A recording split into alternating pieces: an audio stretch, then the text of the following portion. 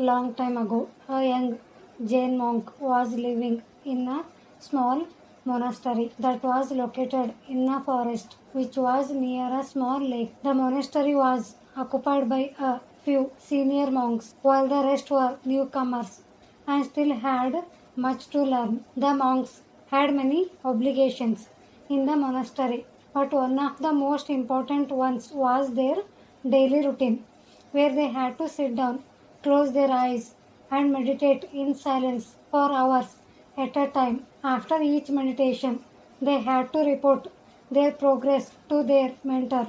The young monk had difficulty staying focused during his meditation practice for a variety of reasons, which made him very mad. After the young monk reported his progress, or better said, lack of it, to his mentor, the elder monk asked the young monk a simple question that had a hidden lesson. Do you know what is really making you angry?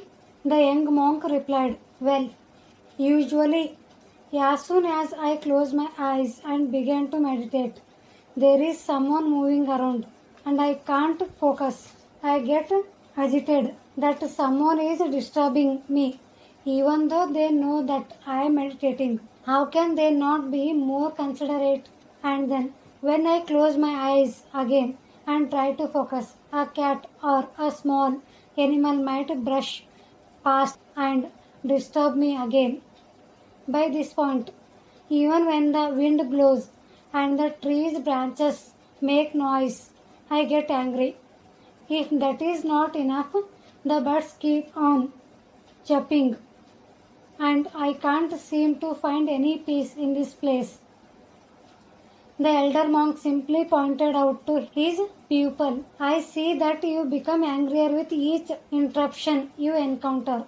This is exactly the opposite of what is the point of your task when meditating. You should find a way not to get angry with people or animals or any other thing around you that disturbs you during your task. After their consultation, the young monk went out of the monastery and looked around to find a place that would be quieter so that he could meditate peacefully. He found such a place at the shore of the lake that is nearby. He brought his mat, sat down, and started meditating. But soon a flock of birds splashed down in the lake near where the monk was meditating. Hearing their noise, the monk opened his eyes to see what was going on.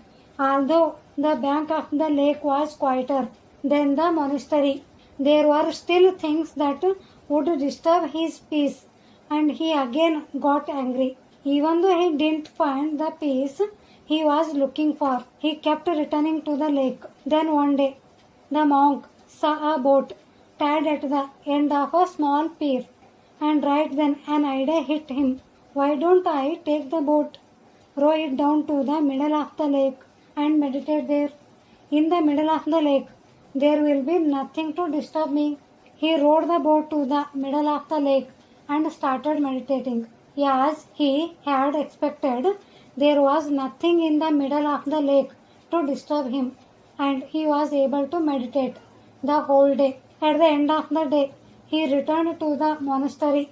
This continued for a couple of days, and the monk was thrilled that he had finally found a place to meditate in peace. He hadn't felt angry and could continue the meditation practice in a calm manner.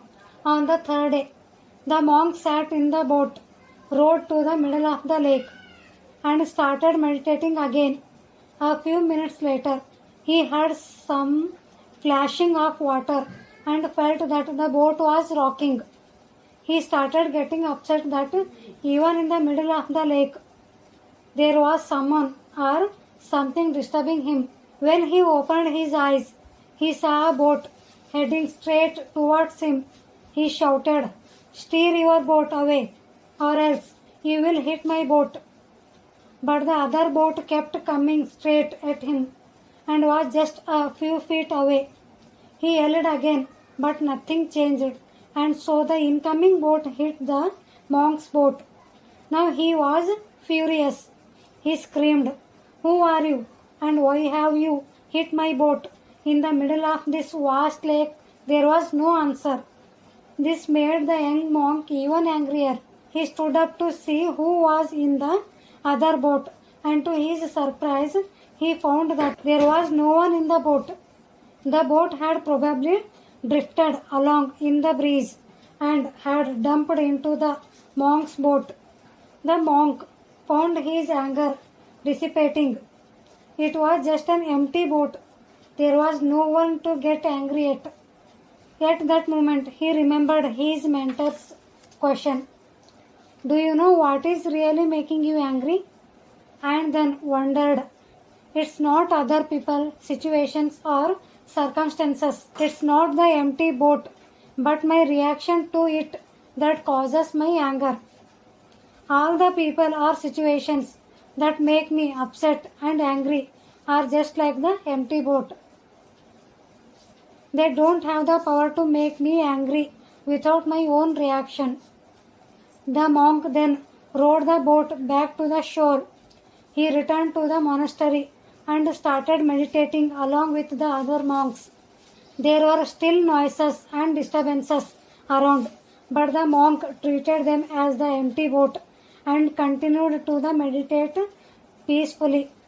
When the elder monk saw the difference, he simply said to the young monk, "I see that you have found what is really making you angry. So, we should learn to control our thoughts and reactions. Instead of blaming others for our anger or sadness, calm thinking brings peace. Other people and situations do not directly make us angry,